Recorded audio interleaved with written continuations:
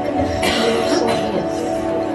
Here, dat ons lewens sal toon, ons liefde vir U, Vader.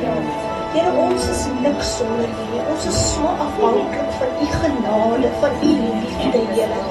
Elke oomblik van elke dag. Here, help ons om daardie liefde wat ons vir U het uit te leef, Here. Nie net in woord nie, Vader, maar in daad, dat ons liefde sal getuig van ons liefde vir U, Here.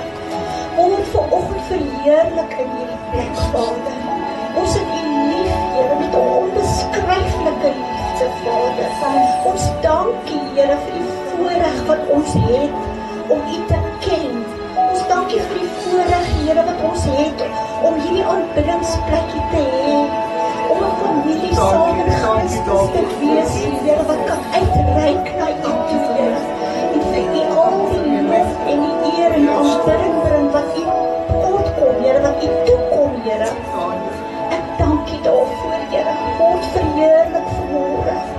In ons harte, in ons lewens, in U teenwoordigheid, Here. Die woord wat sal uitgaan, Here, die tafel wat ons op sal sit vanmôre, om die pryse wat U betaal het, te herdenk, Here, en vir U al die lof en die eer te bring. Ons dank U vanmôre, Here, dat ons U ken.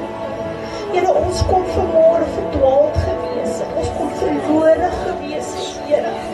Maar ons het antwoord gegee op die roepstem van U Gees, en ek dank U daarvoor, Here.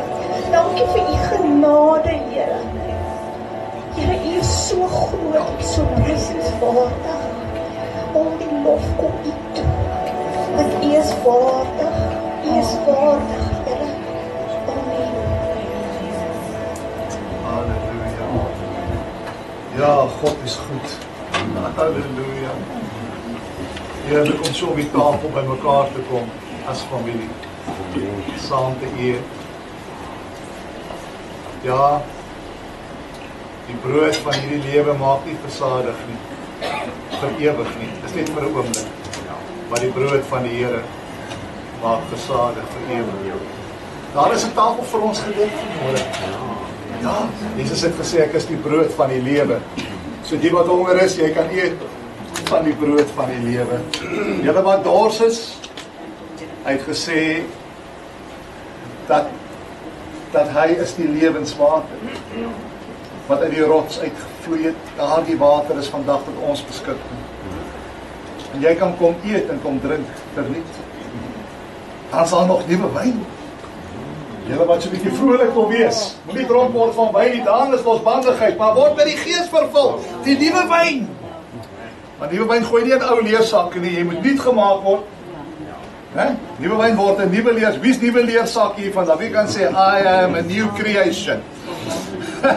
I'm a brand new man. Onthou jy daai liedjie? Wat onthou jy hom? I'm a new creation. I'm a brand new man. All things have passed away. I'm born again. More than a conqueror. That's who I am. I'm a new creation. I'm a brand new man. Hey. Ag, die wêreld ken nie daai vreugde om nuut gemaak te word nie. Soos my sussie gebeur, dit is die grootste vreugde. Ons was verlore, maar nou is ons gevind. Nou ja, liewe vriende, ons is in Desember. Die jaar is verby. En weet wat? Hier sit ons nog steeds. Wie het gedink aan die begin van die jaar, ek gaan nie nog 'n jaar deurmaak nie. Nie soos dinge nou gaan nie. Wees maar eerlik. Ja, maar. Ja, ons kan maar eerlik wees. Daar was vir ons wat gesê, nee wat. Ek sien die kans, ek gaan nie die jaar maak nie. Dinge is net te veel. En raai wat? Kyk, hier sit jy nog steeds. Wat sê dit vir ons? Deurgedra. Deur die storms van die lewe, bly by God getrou. Hy lied wat sê, if you catch hell, kyk, hier is die ding. Wie is die God wat ons gebid? Hy het gesê, ek is wie ek is. Hy is alles wat jy nodig het vir hom om te wees. As jy siek is, hy is jou geneesheer. As jy gebrek het, Hy is jou voorsiener. As jy verlore is, hy is jou lig. Kom na die lig. Dis hoekom hy sê, ek kan nie sê, ek is net iets spesifiek, want ek is eintlik alles. So ek is wie ek sê, ek is. Hy is die alfa en die omega. Hy is die begin en die einde. Hy is die eerste en ook die laaste. So daar aan die begin, waar ons begin het, hy was daar. En daar waar ons eendag gaan eindig, daar wag hy ons in. En ons weet het en ons bely dit en ons is dankbaar en opgewonde daaroor. Maar, hier is die ding. Tussen die A en die Z is daar 'n B en tot 'n Y. En dis daar tussen die B en die Y waar ons baie keer so bietjie, soos hulle sê, paptyers word. Waar ons so bietjie rondgeruk word deur die winde van die lewe. En waar dit baie keer vir jou voel, kyk, ek gaan deur hel. Wie weet hoe voel jy hel? Anna, ek gaan deur hel. Maar liewe vriende, daar's 'n lied wat sê, if you catch hell, don't hold it. And if you're going through hell, don't stop. Wat moet ons doen? We need to go ahead. We need to push through. Moenie gaan stil staan nie. Hou aan beweeg. Wat het Jesus gesê? Volg my. 'n Ware kind van die Here is 'n kind wat hom volg. Wat beteken volg? Beteken Jesus is aan die beweeg. En hy wil hê dat jy moet aan die beweeg bly. Moenie gaan stil staan nie. Moenie in jou ellende gaan sit nie. Moenie jouself gaan toesluit nie. Moenie geïsoleerd raak en sê, aan dan nie. Nee, hou aan beweeg. Hou aan sing. Hou aan bid. Hou aan uitreik. Hou aan betrokke wees. Moenie gaan een kant trek nie. As jy deur hel gaan. Go ahead. Sê vir jou maatjie, you need to go ahead. Jy net, ons het nodig om aan te beweeg. Ons het nodig om deur te druk. Want daar is 'n oorwinning aan die ander kant. Amen. Uit ons harte uit, vanuit hierdie donkerte. Ons God is goed. Ons God is lig. Ons God is lewe. Sy lewe is in ons. En ons dank U, Here, alhoewel ons nie alles verstaan wat rondom ons gebeur. Jesus maak sin.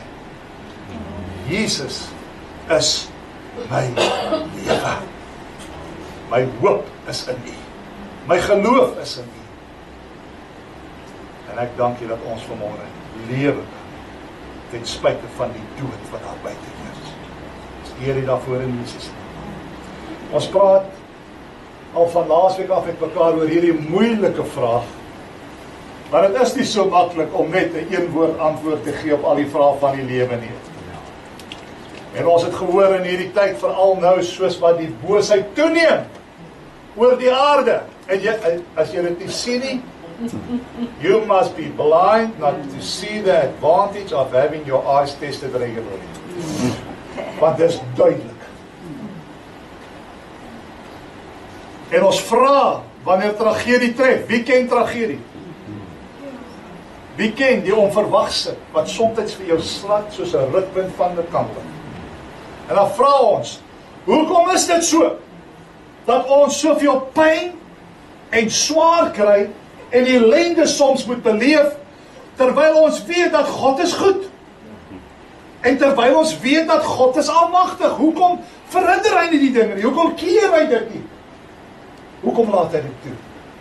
En dit is nie so maklik om altyd net 'n antwoord te gee nie. Want die antwoord verskil van situasie tot situasie. En ons het verlede week gekyk na so 'n paar moontlike antwoorde wat die Bybel gee.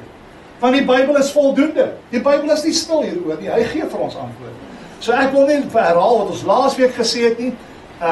Dit is op media. Jy kan gerus daarna gaan luister. Maar ons gaan vanmôre aan nog so 'n paar moontlike antwoorde wat die woord van God gee. Na kyk. Om vir ons te help, om sin te maak in hierdie wêreld van chaos, want dis wat dit is. Dis chaos. Soos my kind se kamer, chaos. Ja, ja. En my kind se kamer is nie chaos. Dis net ellendig. Maar dis die wêreld waarin ons leef. En kom ons kyk wat sê die Bybel. Ons het reeds gekyk. En ons het mekaar herinner dat hierdie wêreld is as ware 'n oorlogsone. Dat hierdie wêreld is nie ons tuiste nie. Ons is vreemdelinge in hierdie wêreld. Ons burgerskap, my identiteit is in die hemel. Want ek is 'n nuwe skepsel. Ek is nie meer 'n slaaf van hierdie wêreld nie, ek is 'n slaaf van Christus. Ons het gekyk na die moontlikheid wat sonde 'n rol kan speel in die ellende wat ons deurgaan. En ons het gekyk na die vrye keuse wat mense toepas. Want ons het 'n vrye keuse. Dis wat liefde moontlik maak. Ons kies om lief te hê en ons kies om te luister of nie te luister nie. En hoe dit situasies in ons lewens kan ontlont wat lei tot lydenis. Maar kom ons gaan vanmôre 'n klein bietjie verder. Kom ons lees net 'n skrif om weer weg te spring. Romeine 8:28 sê, en ons weet dat vir hulle wat God liefhet, alles ten goeie meewerk, vir hulle wat na sy voorneme geroep is. Vir hulle wat God liefhet, werk alles ten goeie mee, vir hulle wat na sy voorneme geroep is. Hou dit in gedagte. Jy sien broer en suster, een ding wat ek geleer het en wat die Bybel ons ook leer met betrekking tot lyding, dat as jy 'n kind van God is en jy gaan deur lyding, maar jy vertrou op die Here wanneer jy daardeur gaan, dan bring dit redding aan die ander kant van lyding. Lyding bewerk deurbrake. Dit bewerk oorwinning oor die lyding. Dit bewerk redding. Jy sien broer en suster, hierdie wêreld is vol boosheid. Hierdie wêreld is vol dood. Maar die Here wat ons dien, het die vermoë om redding en goedheid te bewerk in die aangesig van dood en boosheid. Hy het die vermoë om dit te doen. Jy sien broer en suster, daai situasies in ons lewe wat ons soms dink dis die slegste situasie waardeur ek gaan, kan God omkeer om die beste situasie te wees waardeur jy ooit gegaan het. Wie weet waarvan ek praat? Jy sien my vriende, God is 'n groot verlosser. He's a great Savior. En wat gebeur is, die vyand kom en hy beplan jou ondergang. Hy sal 'n hek op jou laat neerval, want hy beplan jou ondergang. Hy wil hê jy moet nie meer hier wees nie, want jy hou 'n gevaar in vir sy koninkryk as 'n kind van die lig. So hy beplan jou ondergang, maar God is die groot verlosser. En wat gebeur is, dat die Here kan daai beplande ondergang omdraai, en hy kan iets wonderliks daaruit laat voorkom, wat tot 'n groot oorwinning lei in jou lewe, en ook selfs die lewens van mense rondom jou. Daar is so 'n geval in die Bybel. Van wie lees ons in Genesis 50? Daar was 'n man met die naam van Josef. En ons weet dat sy broers was nie baie aangedaan met hom. Hulle was baie jaloers op hom. Want hy het vir hulle gesê, ek het 'n droom gedroom van al hierdie gerwe wat voor my buig. Né?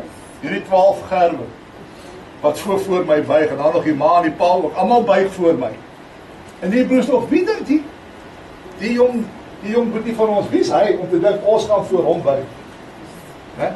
Wat my ook altyd laat onthou, dat ons mense altyd vir ander gaan vertel wat so drome jy kry nie. Want as hy dit nou nie gesê het, kon hy dalk so 'n bietjie 'n ander wending aangeneem het. Maar nie teenstaande, sy broers was baie jaloers op hom, en wat doen hulle? Hulle verkoop hom. Hulle wil hom gooi neers in 'n put. En hulle dink as ons gaan hom doodmaak, dan gaan hulle hom nie doodmaak nie, gaan verkoop hom.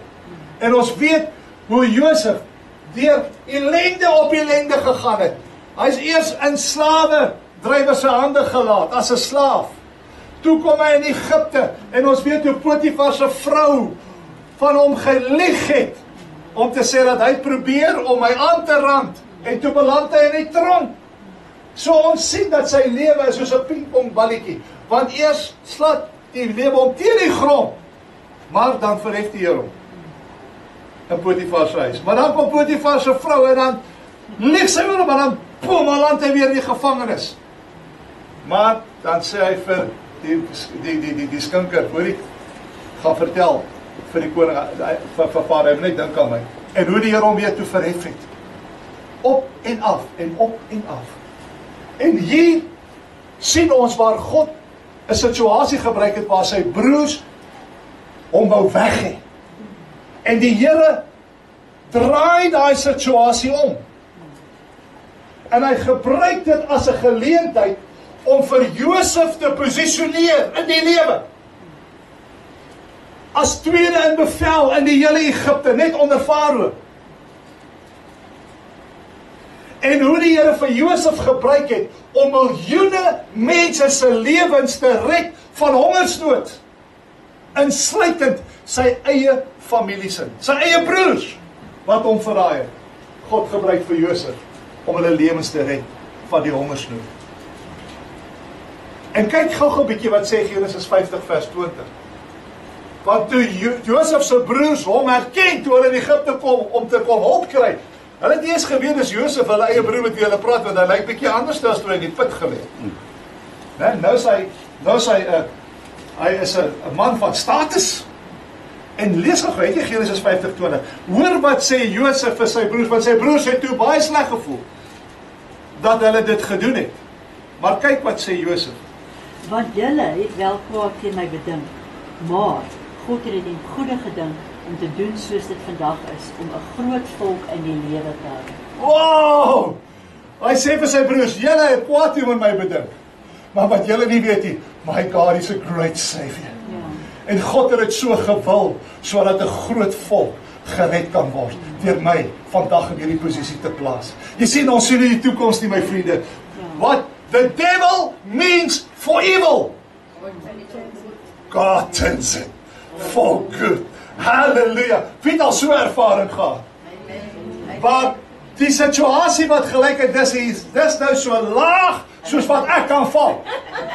Daai selfde situasie draai God om, en hy maak dit die grootste oorwinning in jou lewe. Weet julle hoeveel gevangenes, wie het in die gevangenis al gewerk? Tannie, het jy nie in die gevangenis bedien nie? Nou in die gevangenis kom daar getuienis uit. Miskien ken jy ook so iemand. Van iemand wat sê, die gevangenis is nie 'n lekker plek om te wees nie. Dit is so laag soos wat jy kan val. Maar hoeveel gevangenes getuig dat die gevangenis was eintlik die beste ding wat in my lewe kon gebeur. Dit wat hulle gedink het die slegste ding is maar die beste ding, want hy sê dis in die gevangenis waar ek my God ontmoet. Wow. Ek onthou van 'n sekere gevangene wat 'n misdaad bedryf het, hy word gevang, hy word in die gevangenis gewerk. Maar in die gevangenis ontmoet hy sy God en hy kom kragtig tot bekering. En hy dien die Here en hy vat die Bybel en die Here leer hom sy weë en hy begin selgroepe binne in die gevangenis. Want ons skaam ons mos oor die evangelie. Dis 'n krag van God, Romeine 1:16. En hy vertel en toe weer sien toe hy 'n gemeente binne in die gevangenis met ander gevangenes as sy gemeentelede. Hulle kom so tot bekering. En toe gebeur dit so dat sy gevangenis tydperk word uitgedien, sê nou maar 4 jaar of 5 jaar. En toe hy die dag moet uitgaan, toe sy baie teleurgestel. Maar wat gaan nou word van al die van sy gemeente? Hulle kan nie saam met hom uit nie. En weet julle wat doen nie, man? Toe hulle hom loslaat, die volgende dag toe gaan hy terug na die kantoor toe en hy gaan bely nog 'n misdaad wat hy gepleeg het wat hulle nie van geweet het. En hy sê, hoor ek het ook nog dit gedoen, en julle het nie geweet van dit nie, maar ek het daar nog 'n kar gesteel, wat ook al. Braggies, hulle sit hom terug in die gevangenis vir daai misdaad en hy is die gelukkigste man ooit. Maar nou kan hy verder die gemeente bedien. So dit wat gelyk het aan die slegste ding het uitgedraai om die beste ding te wees. So alle maniere om te kyk daarna, nie waar nie? Doen julle self 'n oefening, as julle vanmiddag of iewers in die week 'n tydjie het. Gaan skryf neer op 'n papier. Die 10 slegste dinge in jou lewe wat ooit gebeur het, wat jy aan kan dink, of die 5, of hoeveel jy aan kan dink. En dan vat jy nog 'n papier, en dan gaan skryf jy die 10 wonderlikste dinge, wat al in jou lewe gebeur het. Wie wat gaan jy agterkom? Jy gaan sien, dat op al 2 kante van die papier, skryf jy 3 of 4 van dieselfde goed. Dit wat jy gedink het, was die ergste, was eintlik die beste. Ja. Hou dit in gedagte. Wie ken vir blinde pastoor Willie Botha? Nou, blinde pastoor Willie Botha, ek het altyd gewonder, as hy so vir mense sê, hy's blind, hy stop blind. Dan sit hy en sy vrou daar op die verhoog, en dan sê hy, right, almal wat hulle hande, of hulle harte vir die Here wil gee, steek dit op julle hande. En dan sê hy, ja, dankie, ek sien daai hand, ek sien daai hand, maar hoe op jy's aardig sien hy die hand, want hy's aan blind. Toe hy nader altyd vertel, nee, sy vrou sit agter hom, en as iemand sy hand opsteek, of haar hand opsteek, dan pluk sy baadjie. Dan weet hy, okay, daar's nog 'n hand, ek sien die hand. So het hy nou geleer, dan klink dit asof hy kan ervaar wanneer iemand sy hand opsteek. Maar hoe dit ook al, sy blinde pastoor Willie Botha, sy getuienis was gewees, dat hy God dank vir sy blindheid. Hy sê, want dit het bedieningsmoontlikhede vir hom moontlik gemaak, wat andersins nie so sou gewees het nie. Hy sê, want wanneer hy nou 'n banier opsit in 'n dorp, en ek was nog in Heidelberg daai jare, dan staan daar blinde pastoor bedien vandag, 9 uur in AGS Heidelberg. Hoor jy so, daai kerkie sit 60, maar daar sit 100.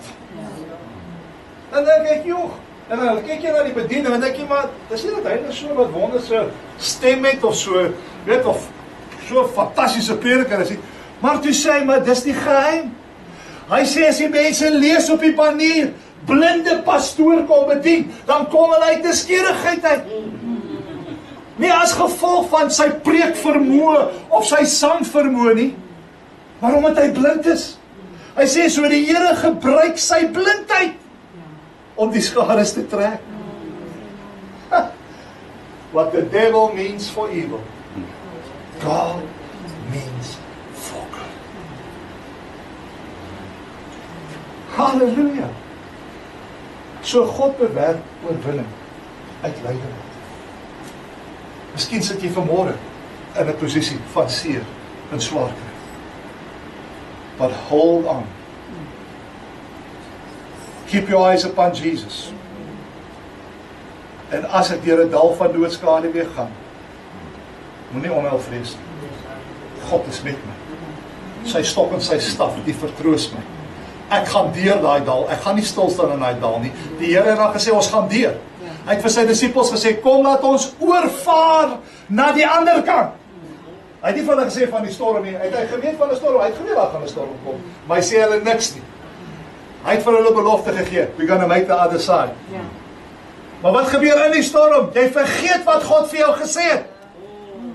En jy raak vasgevang in jou huidige omstandighede. En dan wonder jy, waar is Jesus? Jesus, U slaap. Geen idee wat ons vergaan nie. En dan probeer jy mos eers in jou eie vermoë, weet, skep emmers en emmer water. Maar dit help nie. En as jy op die einde van jou eie vermoëns kom en jy sê, Here, ek gee hoor, ek kan nie meer. Sê, Here, hoe het jy nie begin besef? Jy kan dit in elk geval nie doen. Maar kon ons al vroeër hierdeur gekom.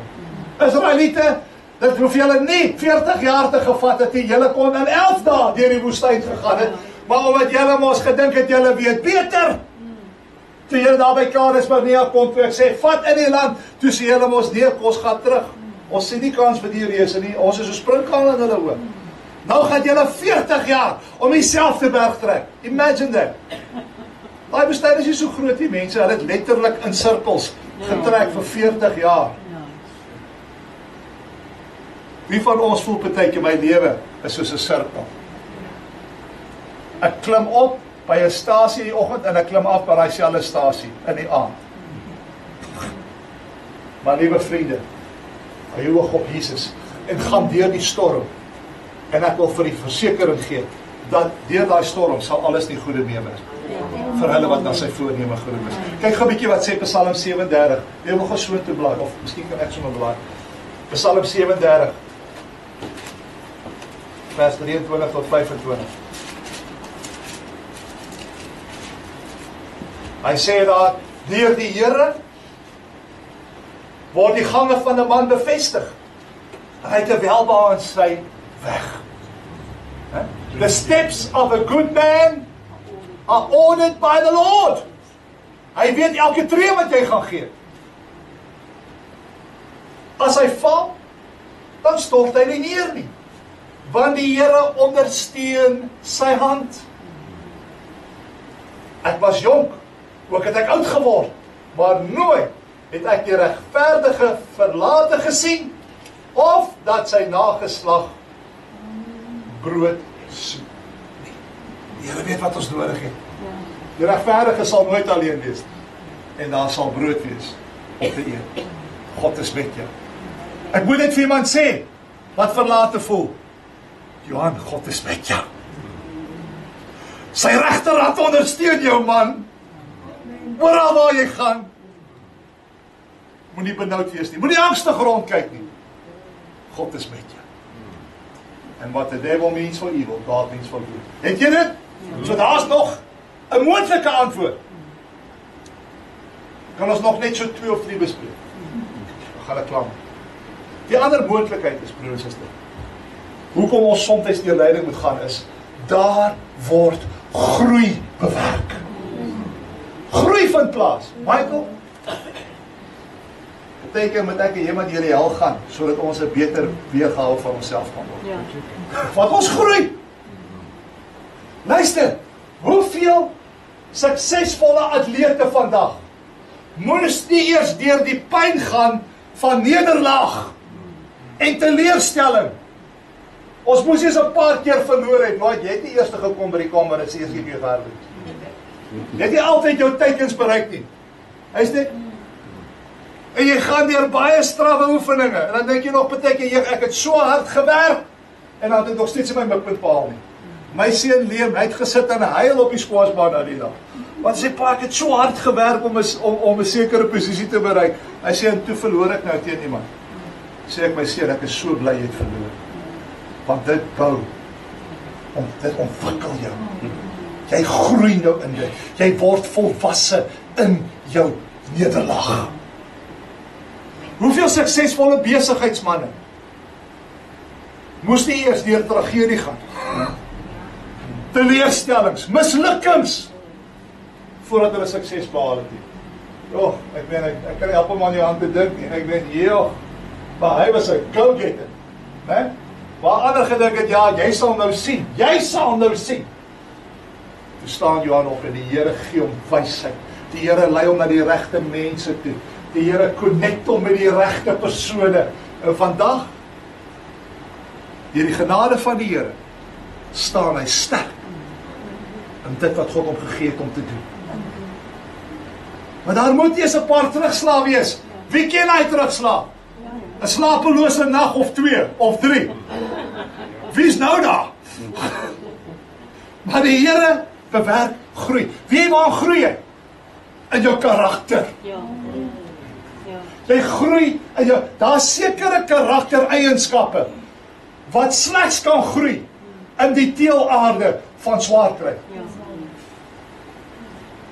Geduld.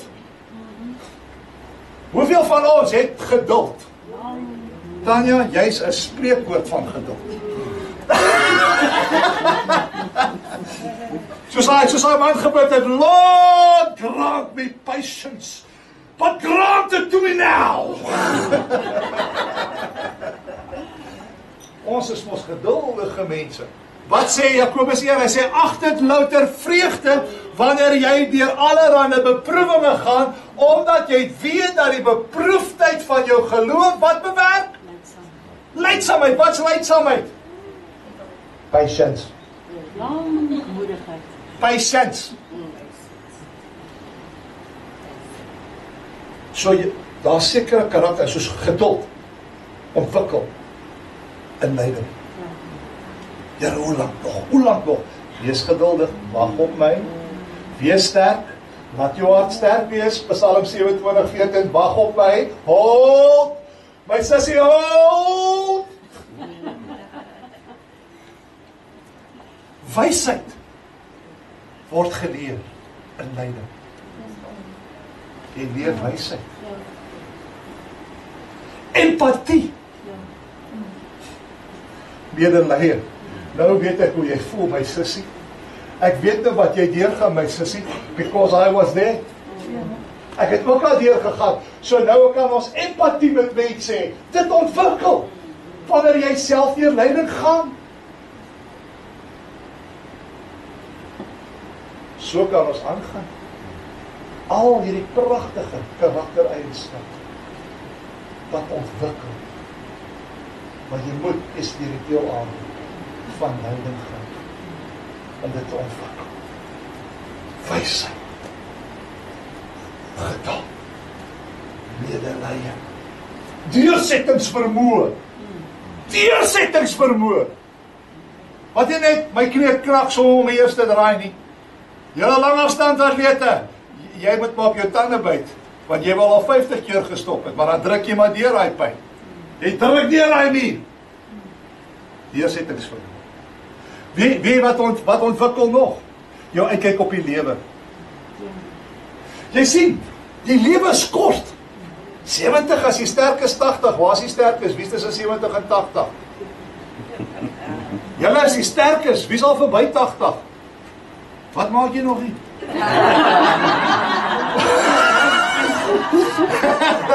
Ja, ek vra maar net. God se genade is my genoeg. Amen. Ouma Rona. Ek kry mos nou die dag 'n boodskap, nee, ons moet nou maar afskeid neem, ouma Rona is dood. Ons begin al die begrafnis reël, toe ek sien die dag ouma Rona op by die senior. Maar wat 'n ouma is nou dood? So hierdie goed word geleer, maar ons leer 'n ander uitkyk op die lewe, want jy leer dat die lewe is kort. En lyding help jou om te fokus op die regte dinge, op dit wat waarlik saak maak. Want in lyding kom jy agter, hey, die lewe is meer as net om te eet. En dit is lekker. Dis meer as net om te drink. Dis meer as net om in die huwelik uit te gee. Die lewe is meer as net die goeie lewe. Dit is best wel hartseer dat soveel in die kerkwêreld die goeie lewe wil uitbeeld as welvaart en voorspoed. Want jy kom agter, wanneer jy deur lyding gaan, dat die sogenaamde goeie lewe is eintlik die slegte lewe. Wat jou ondergang wil bewerk. Die goeie lewe dis eintlik die slegte lewe. Maar lyding, wanneer jy deur swaar kry gaan, dan gaan jou oë oop daarvoor. En jy sê, dit wat hulle sê, die goeie lewe, is eintlik nie die goeie lewe nie. Daar moet meer wees. En daar is dalk sommige wat soek en sê, daar moet meer in die lewe wees, as dit wat ek nou beleef. En soms is 'n drukgang nodig. Soms is 'n swaar kry nodig, om jou oë oop te maak, vir wat werklik belangrik is. Toe my sussie bid vanoggend, ek kon help om 'n traan in my hart te kry. Toe sy bid oor die voorreg wat ons het om as 'n familie, om 'n tafel by mekaar te kom, en te kan aansit as familie, om te eet by die hand van die Here. Mense, hierdie koinonia, dis vir my kosbaar. Nie, wie is die ryk mense wat vir my kom geld kan gee, dit beteken vir my niks. Kameraadskap, broederskap, gemeenskap met mekaar, soos wat ons gemeenskap het met God. Jy begin sien wat werklik belangrik. En my oë het oopgegaan, want ek was maar ook weer dinge. Alright. Kan ons hier op jou goedjie sê? Luister, wat ook die moontlikheid is vir lyding. En ek wil weer daarop klem lê. En dit is, ons moet nooit vergeet dat sonde 'n oorsaak kan wees van lyding in 'n mens se lewe. Want ongehoorsaamheid kan lyding in jou lewe bring, en ook in ander mense se lewens. Partykeer ly ek omdat jy nie geluister het. Jy het geweet. Dink aan Kain dink aan Caleb en Joshua. Hulle het gesê, ons gaan in besit nie, en die ander sê, ons gaan nie. Toe moes hulle almal 40 jaar in die woestyn wees. Joshua en Caleb ingesluit. Want die res was ongehoorsaam, maar Joshua en Caleb het nou gelei omdat die res ongehoorsaam was. Ek het al gedink, as ek 'n Joshua of 'n Caleb was, want die Here het gesê, hierdie hele nageslag sal uitsterf, die volgende geslag sal ingaan. Dan sou ek aan 'n paar tente in die aande draai gemaak het en vir God gehelp het in die proses om hierdie nageslag uit te delg. Dit sou elke aand net so 10 van hulle van ontslae raak. Dat die nageslag net vinniger gaan uitdelg en ons kan aangaan. Want ek lei nou oor jou ongehoorsaamheid. Né? So ongehoorsaamheid en sonde kan lyding bring oor jou lewe en oor die lewe van ander mense. En in daardie opsigte, wanneer jy dan deur lyding gaan, is daai lyding as ware 'n wekroep. 'n Wekroep om jou terug te bring op die regte pad. Want dit beteken al waarvoor jy luister, jy moet eers deur swaar kry gaan om jou tot jou sinne te bring. Is dit wat? Kyk op wat sê Psalm 119 vers 67 rondom hierdie topik. Psalm 109. Hy sê, voordat ek verdruk was, het ek gedwaal. Ek het eers gedwaal, toe word ek verdruk. Voordat ek verdruk was, het ek gedwaal. Maar nou onderhou ek u woord. So hy het gedwaal, toe word hy verdruk, en nou onderhou ek sy woord. Nou dwaal hy nie meer nie, en die verdrukking het ook van hom gewyk. Sien jy dit? My liewe vriende, kan ons net gou so mekaar in die oë kyk. Ons het geen reg om God te blameer vir die moeilikheid wat ons onsself so baie maal inkry. Amen of eina, ek weet nie wat die een van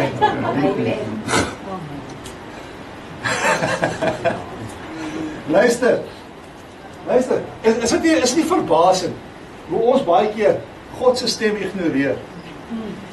Vir maande, soms vir jare, ignoreer ons sy stem. En dan, wanneer die popo die fan slaan, nou wil ons godsdienstig raak. Jy kry mos dit, nou, skielik as ons raak godsdienstig en Here, nou waar is u dan nou? U wat vir my gesê het, ek sal jou nooit begewe en jou nooit verlaat nie. Waar is hy nou? Hoekom voel ek nou so verlaat? Nou wil ons skielik 'n klomp verse uitdruk en ons wil die vinger na God toe wys. Don't do that. En is tyd dat ons vir mekaar sê, ons kan nie die oorsaak van lyding minag wat sonde in ons lewe bewerk. Amen. So daar's nog 'n moontlikheid. Het ek nog 5 minute van julle tyd? Wie gee my 5? Kan ek hier aan? 5, 10, 15, 20, 25. Ja, is genoeg tyd. Gee my nog net 'n paar minute. Ek moet dit net deurstoot voordat ek so 'n bietjie gaan rus. Luister, hier's nog 'n punt. Ons moet altyd onthou dat wanneer ons deur lyding gaan, dat die Here geaffekteer word. Ja. Moenie dink dat hy nie voel wat jy voel nie. Moenie dink dat hy nie ook benoud word.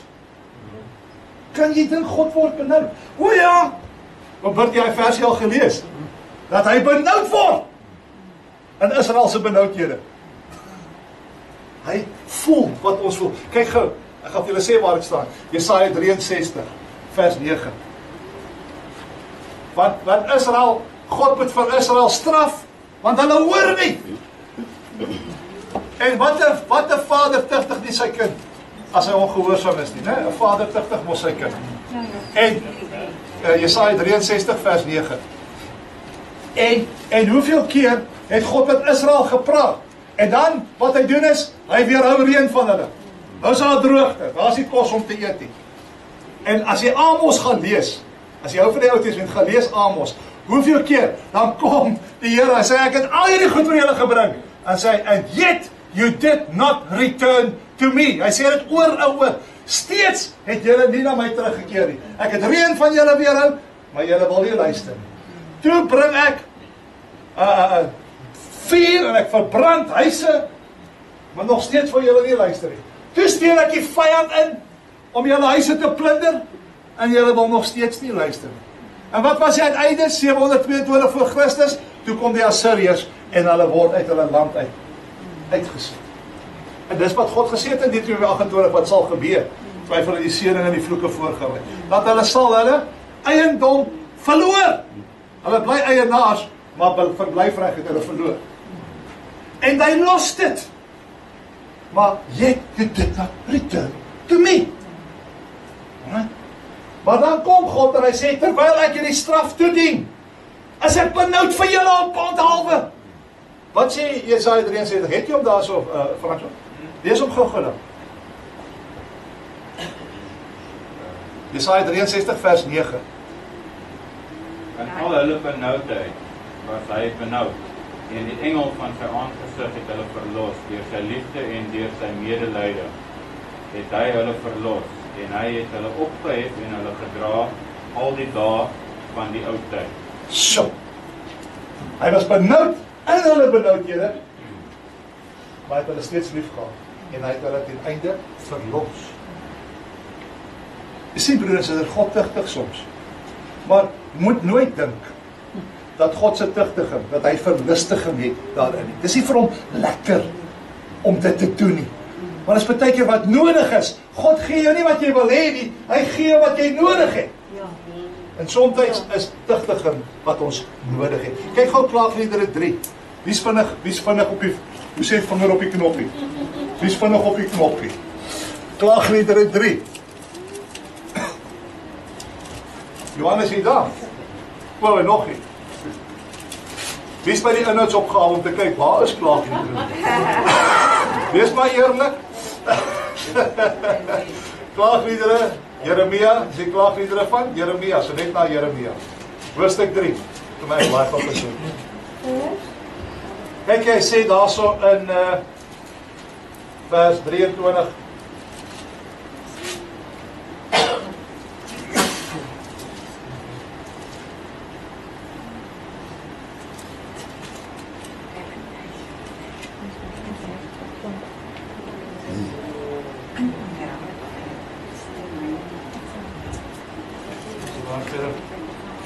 ek net by die regte plek. Skies vers 32. Ek wil nou nie weer sê, kom skuif die Here die verse nie. Kyk wat sê vers 32. Hy sê, maar as hy bedroef het, ontferm hy hom na die grootheid van sy goedertierenheid. Sien hy? Die Here ontferm hom wanneer hy self bedroef. Ja. Hy bedroef, maar hy ontferm hom oor die bedroefheid wat hy oor jou bring. Vers 33, want nie van harte verdruk of bedroef hy die mense kinders nie, dat hulle al die gevangenes van die aarde onder hulle voete vertrap. So, dis nie van harte wat hy verdruk of bedroef nie, hy ontferm hom in sy bedroefdheid. Wat sê dit vir ons? Dit spreek van God se medelee met die mens. Ons het nie 'n hoofpriester wat nie met ons medelee kan hê nie, maar een wat in alle opsigte versoek was, net soos ons, maar sonder sonde. Daarom het ons 'n hoofpriester. Dan weet ons met vrymoedigheid kan gaan, en genade en krag ontvang in die tyd van nood. Hebreërs 4, daarvan na vers 15. So hy het medelee met ons. Is dit nie wonderlik? Jy sien, liewe vriende, luister, hierdie wêreld is 'n chaos. En die vyand gebruik die wêreld om ons weg te lok van God af. Die wêreld is in chaos, dis ellende. En soos wat jy voel oor hierdie wêreld, wie voel goed oor hierdie wêreld soos hy nou is? Wie's excited oor die rigting waarin die lewe gaan? Wie's excited oor Ramaphosa se nuwe beloftes wat hy maak en die rigting wat die politiek gaan? Is jy opgewonde nou? Not a chance! Dis chaos hier buite! Maar net soos wat ons voel oor die wêreld, weet jy wat? So voel God ook oor die wêreld. Hy voel ook so Maar weet jy wat? In die chaos bewerk God sy plan. In die chaos. En alles sal ten goeie uitwerk. Weet, daar's 'n gesegde wat sê, sometimes God permits what he hates to achieve what he loves. Hoor jy dit? Luister, Jesus het gekom na 'n stikkende wêreld, 'n bose wêreld, 'n vervalle wêreld. Wat het hy kom doen? Hy kom maak die siekes gesond. Hy wek die dooies op. Hy verlig die pyn van die wat in pyn is. Hy kom vee die trane af. Omarm, omverm hom. Innig jammer gevoel vir mense. En in dit sien ons wat God se plan is. Wat sy wil is vir die lewe. Wat is sy wil? 'n lewe sonder pyn. Dis die lewe wat God wil hê vir ons. 'n lewe sonder dood. 'n lewe sonder trane. En weet jy wat? Daai wêreld gaan kom. Dis ons hoop. Dis waar ons uitsien. En dis God se wil vir ons. Jesus, God kom na hierdie wêreld deur sy seun Jesus. Hy kom ly saam met ons. En hy kom sterwe op 'n kruis vir jou en my sonde en vir jou en my siekte. So God neem die lyding wat ons deurgaan so ernstig op, dat hy bereid was om dit op homself te neem. Hoor jy dit? Moenie dink God staan een kant nie, hy voel saam met ons. En hy het kom bewys, deur te sê, ek sal jou lyding op my vat, ek sal jou krankhede. Hy was terwille, Jesaja 53:5, hy was terwille van ons oortredinge deurbo, terwille van ons ongeregtigheid was hy verbrysel, die straf wat vir ons die vrede aanbring was op hom, en deur sy wonde, dat vir ons genesing gekom. So daar is nog iets wat ons moet vashou, wanneer jy deur pyn en lyding gaan. Kan ek 'n laaste ding sê? Laaste ding! Job leer vir ons pragtige lesse. Pragtige lesse. Ek wens ek het tyd gehad om, miskien met ons by die senior so, weer 'n reeks doen oor Job. Ja. Job was 'n regverdige man, hy was 'n goeie mens. Maar wat doen God? Hy gaan 'n ooreenkoms met Satan aan en sê, jy kan vir Job, kan jy so 'n bietjie bykom, maar jy mag sy lewe nie vat. En hy het met Satan 'n ooreenkoms, God maak met Satan 'n ooreenkoms om 'n regverdige man aan te val. Om vir die Satan te bewys dat daar is godsmanne wat nie die Here dien net vir welvaart en voorspoed. En ongelukkig, hoeveel mense dien die Here vandag vir welvaart en vir voorspoed? Hulle sê hulle doen nie, maar vat sy welvaart en voorspoed weg, gaan kyk ons hoe lank dien hy nog die Here. Jy sê jy doen dit nie, kom ons vat so bietjie. Ryk jong man, gaan verkoop, dan kyk ons. Dan kyk ons of jy nie teleurgesteld gaan wegstaan. Né? En God doen dit met Job. Maar Job het dit nie geweet nie. Hy het nie geweet van die ooreenkoms nie. Hy moet net al die hel trotseer hier op aarde. Hy het nie geweet van die ooreenkoms nie. En wat se les leer dit vir ons? Somstyds gebeur onverklaarbare goed in ons lewe. Wat ons nie weet nie, wat ons weet nie, wat agter die skerms aan die gang is nie. Hallo? Wie weet alles wat in die onsigbare aan die gang is? Ons weet nie eens van hoeveel engele hier rondsweef nou nie. En hoeveel demone net daar by die straathoek wag om jou begrafnis te beplan nie. Nee? Ons weet dit nie. Met ander woorde, ons weet nie van alles wat gebeur nie. Kijk, daarom maak sommige goed nie vir ons sin nie. Maar as jy op God vertrou, sal hy alles ten goeie laat meewerk. Want Job se uiteinde was beter as sy begin. God het vir hom dubbel teruggegee wat hy verloor het. Behalwe sy kinders was dieselfde. Steeds soveel kinders wat hy gehad het. Want hoe vervang jy 'n kind? Nee? Maar wat besittings het God hom dubbel teruggegee. So dis 'n les wat Job ons leer. Don't try and figure everything out, because you don't know what's happening behind the scenes. Nee? En dan Job se vriende. Job se vriende, dan hulle weet alles. Hulle sê vir Job, luister, die rede hoekom jy deurgaan wat jy deurgaan is, jy leef in ongeregtigheid. Man, bely net jou sonde en die Here sal jou vergewe en al hierdie ellende is verby. En hulle het gedog, blyf wat Jaanse. Maar hulle was verkeerd, Wela. Hulle was verkeerd, want dit was nie hoekom Job deurgegaan het wat hy deurgegaan het nie. Jy sien, maar Job se vriende het mos gedink, hulle het al die antwoorde. Wie van julle is so, jy dink jy het al die antwoorde? Ag, wees nou eerlik, mense. Ons is mos almal boeties en sissies. Jy kry mos sulke mense wat dink hulle het al die antwoorde. Luister, die les wat Job vir ons leer is, Lloyd, jy het nie al die antwoorde nie, man. Ek wonder of jy enige antwoorde het. Ons het nie al die antwoorde nie. Job leer dit vir ons. Daarom is dit dwaas om te dink dat jy kan altyd 'n antwoord hê vir elke situasie. Job leer dit vir ons. Daarom is dit dwaas om te dink jy kan vir God voorskryf hoe om die univers te bestuur. Hoeveel keer wil ons sê, Here, as ek nou in jou posisie was, sou ek dinge nou 'n bietjie anders gedoen het. Né? Dis dwaas. Hey, jy weet nie eens om jou eie tyd te bestuur nie, man. Jy weet nie eens om jou eie geld reg te bestuur altyd nie. Jy weet nie eens om jou eie besigheid reg te bestuur nie. Jy weet nie eens om jou eie huwelik altyd reg te bestuur nie. Maar jy wil vir God sê hoe om die wêreld te bestuur. Luister. Ons is nie so slim soos wat ons dink nie. Nee, beteken dink ons al baie van onsself. Ja, maar jy is nie so slim soos wat jy dink jy is, Stek. Ekskuus dat ek dit nou vandag vir jou moet breek.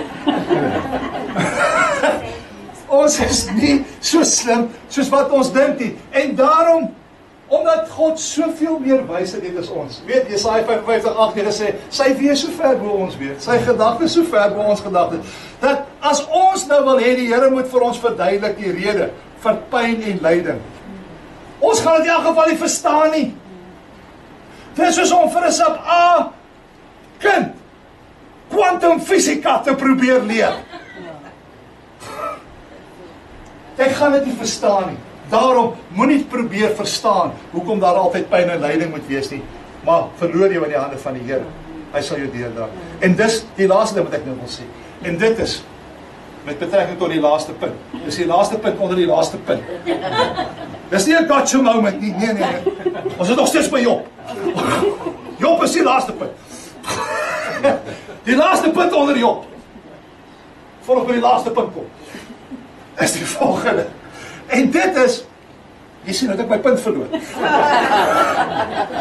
Die laaste punt onder Job. Michael sê vir ons, wat is die laaste punt onder Job? Jy weet het. Luister, wanneer jy met God 'n ontmoeting het, in jou ellende, guess what? Dan verdwyn al die vrae wat jy het.